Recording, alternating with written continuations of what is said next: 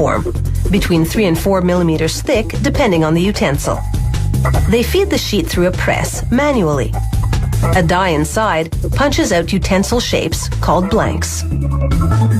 Fork blanks go one by one into a piercing tool, which slices away 3 strips of metal. This creates 4 prongs, with a support bar across the top for now. Spoon blanks, meanwhile, go into a machine called the cross roller. It expands the spoon head sideways, thinning out the metal at the same time. Then it's into a clipping tool, which trims the spoon head to precisely the right size and shape. Both spoon and fork blanks now go into a machine that grinds their rough edges smooth by vibrating them against small plastic cones.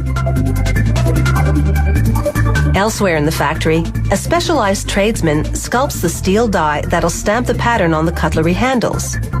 Working from the designer's illustration, he has to interpret the pattern in 3 dimensions. This requires tremendous skill because the depth of the design varies from one point to the next. He measures these minute variations with a tool called a micrometer.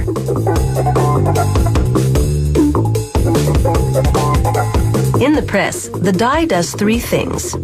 It embosses the pattern, bends the handle to the final curve, and marks the back of the utensil with the manufacturer's name and the cutlery material. Now, back to the head of the utensils. The forks go into a press that bends the prongs to the right curve. Now that support bar can finally come off. Spoons, meanwhile, go into a press that contains what's called a bowling die. It strikes the spoon's flat head into a bowl shape. Now it can hold liquid.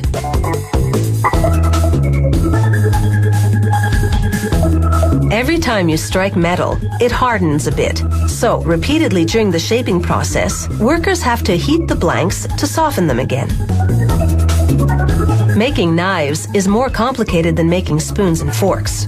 The factory constructs the handle from 2 halves. After presses punch them out and stamp the pattern, a clipping machine removes excess metal around the perimeter. Now workers coat the edge with flux, a chemical cleaner. The surfaces have to be spotless to bond properly. They join 2 halves, then wrap them together with cotton string. Then they pour in powdered metal. It immediately sticks to the flux on the edges. They discard the excess, then run the handles through a mini furnace for 12 minutes. The 900 degrees Celsius heat liquefies the metal powder, soldering the 2 halves together. The string burns off in the process. After polishing, the solder line won't show.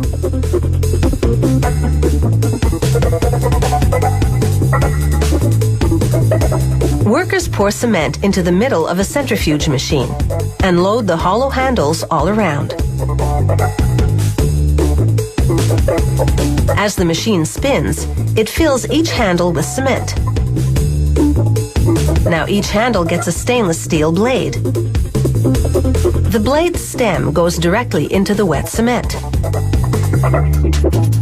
A clamp holds the parts together for now.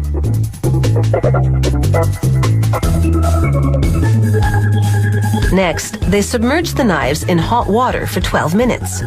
This cures the cement, making the handle blade connection rock solid and giving the handle weight.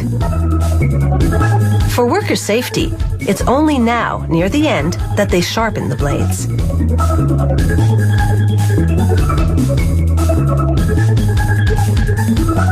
Now for the big finish, a polished one. You can't help but take a shine to these beauties.